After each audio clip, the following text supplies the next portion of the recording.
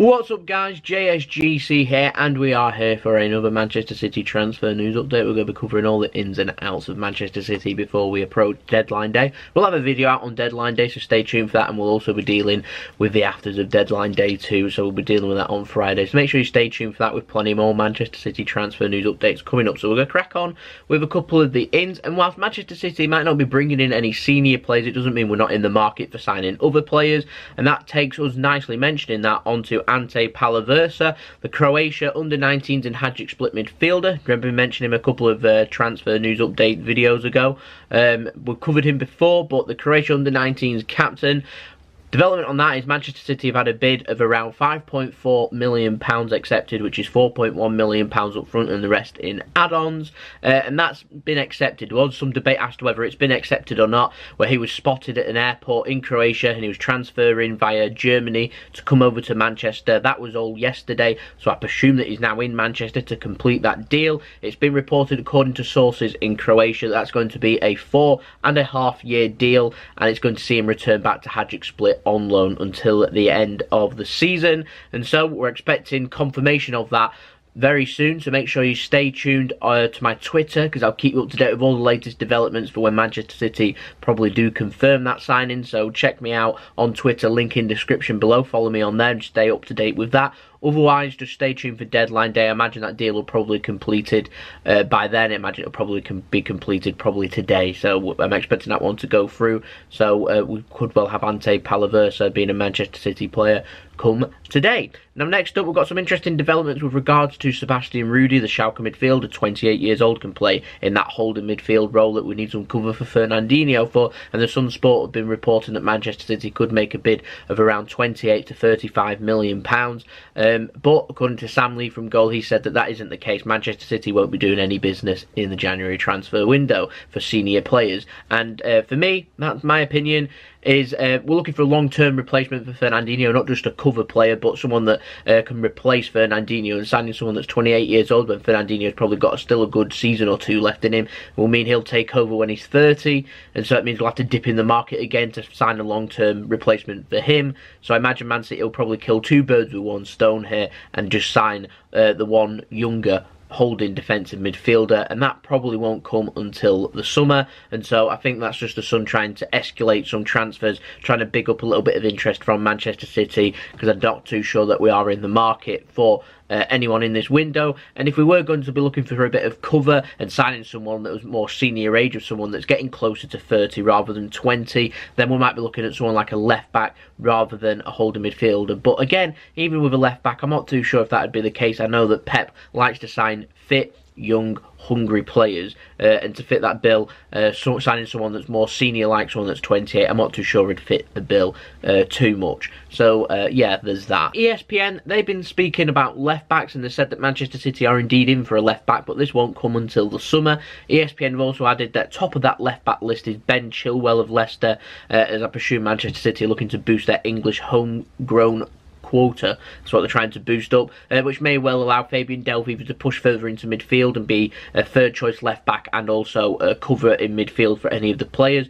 It also means that we might well see Zinchenko leave, because his game time will be limited if we do sign a left back. So there might be a little bit of a domino effect with players leaving. We might even see Fabian Delph leave. I wouldn't be surprised to see that, particularly if we sign someone that's homegrown to replace Fabian Delph, someone that's more natural to a left back position, because City may well sign cover for midfield, and we might not need Fabian Delph in midfield. Might be happy to go along with using Phil Foden's development instead. So we might see one or two players leave if we end up signing a left back. So we'll keep our eyes peeled for that one. That moves us nicely now onto the outs. We've got some finalisation over Marlos Moreno. He has joined Mexican side Santos Laguna on loan. I presume that's for the whole season over in Mexico, so good luck to Marlos on that loan. Manchester City are obviously trying to look to improve his market value, so they want him to have a good loan, so I'm hoping that he does do well over in Mexico. Next up, Pep has been speaking about the Nicolas Otamendi situation that we covered. Now, Pep said that his English isn't perfect, and that the Otamendi being unhappy with his game time, it's kind of been blown out of proportion from what he actually meant from it. Now, my take on it is what he meant is Otamendi's unhappy that he's not had a lot of game time, and he wants more game time. And my take on that is if he doesn't get enough game time, he may well seek to leave Manchester City because he wants to play more, and Otamendi's growing frustrated at not being able to displace John Stones or Aymeric Laporte because of both having solid seasons. And so Nicolas Otamendi wants more game time, and he's growing frustrated. That's why he's unhappy. He isn't unhappy at Manchester City and wants to leave because he doesn't like it here. He just wants more game time, and if he can get more game time, and let's say John Stones or Aymeric Laporte make mistakes, or they end up injuring themselves or whatever, Otamendi will come in and he'll be able to work his place back up and get back to his solid best that we saw, particularly in some parts of last season. Thought he was excellent in parts last season, Otamendi. We know it's there, he just wants more game time, and that's the situation that we're in.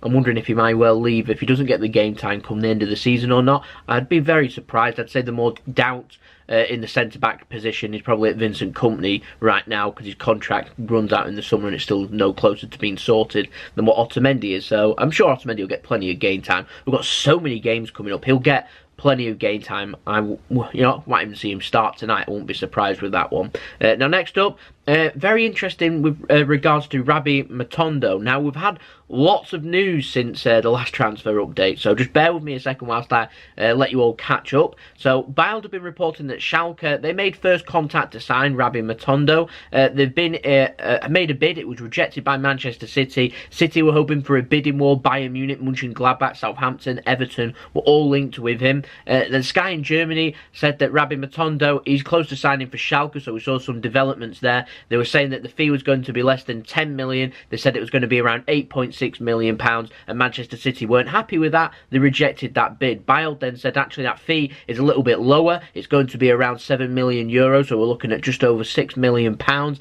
and they're going to put a buyback clause onto that because Man City want to learn their lessons from the Jadon Sancho transfer. Then the Telegraph then said that actually a fee's now been agreed. He's over in Germany and he'll be signing for Schalke. That could even come today, and the fee's believed to be 11, even 12 million pounds. There was late interest from AC Milan too, and Bild responded back by saying no, that's not the case.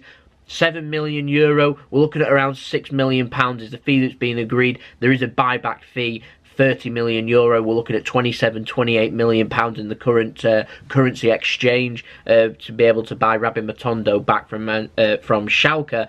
Now, like I said, Matondo, he's in Germany. He was in there last night. He's there to complete his move. I'm expecting that to be completed probably today. So make sure, like I said before, stay tuned to my Twitter to stay up to date. Otherwise, we're not going to have a transfer update up until deadline day, which will be on Thursday, where I'm hoping we'll have a couple of finalisations, including the Matondo deal, which I'm expecting him not to be a Manchester City player. Now, my opinion on this transfer, I'd like to see a buyback clause there, because if he does do really well, and he's got all the full potential to do really well, and we want to buy him back, then we've always got that option there. We've not really got that option with Jadon Sancho. His transfer fee now is astronomical. We're probably never going to see him in a Manchester City shirt again.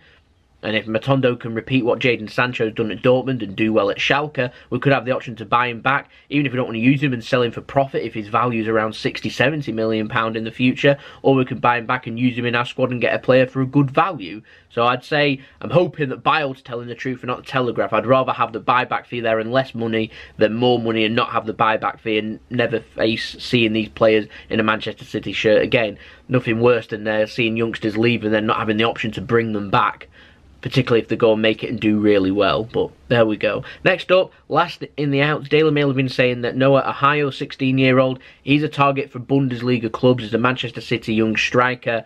But again, we're seeing more Manchester City young players being linked with more clubs in the Bundesliga, so we might see some finalisation over his transfer. But I doubt it will probably come in this window. We might be looking in the summer, might be looking at developments between now and the summer with regards to that one. Now, last up in the news, we've got some contract news, and it's coming from the Sunday Mirror. They're saying that there's growing concern from Pep Guardiola with regards to Vincent Kompany's contract situation. Now, Manchester City, the people that are in charge of doing all of the contracts, so I presume this is coming from Chicky and all of his boys, they're concerned about Vincent Kompany's injury record. They feel like they're not getting the money's worth, I presume, by him not playing too many games, playing, 15, 20 games a season. He's getting paid a lot of money as Manchester City's captain. His contract's up in June. Pep wants him for his experience to stay at Manchester City. To me, that'd make sense to put him on a one-year extension then, if they wanted to do that, just purely for his leadership role. He could teach a lot of the young players like Eric Garcia that's coming through, teach them a lot in regards to being able to develop as a young player. there's no senior player better than Vincent Kompany in a position like a centre-back as well, in my opinion. So it'd be excellent for that one, and Manchester City could then integrate him into a Manchester City role, into whatever they want to use him as at the club, because obviously Vincent Kompany, in my opinion, deserves to be able to be integrated into Manchester City's backroom staff somewhere if he wanted it, or if he wants to do whatever he wants to pursue. Manchester City should be helping him out, because he's been an excellent player, an excellent servant at Manchester City, and we should be rewarding players like Vincent Kompany, because his attitude is spot on. What I'm hoping for is he isn't released at the end of the season. We've got a testimonial for him in August. He's already left Manchester City.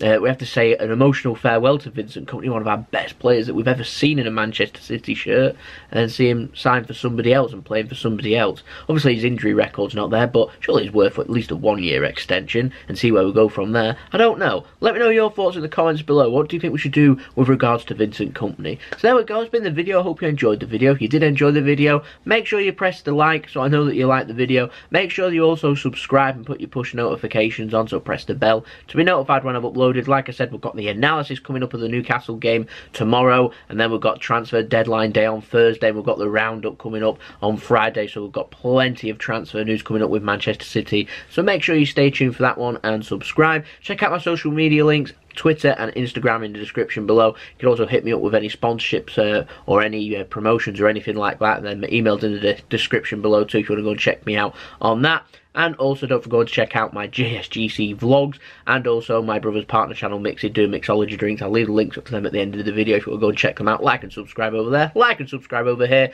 and I'll see you all again for the next video. So it's been JSGC. I hope you all have a wonderful rest of your day. Peace. Ciao for now.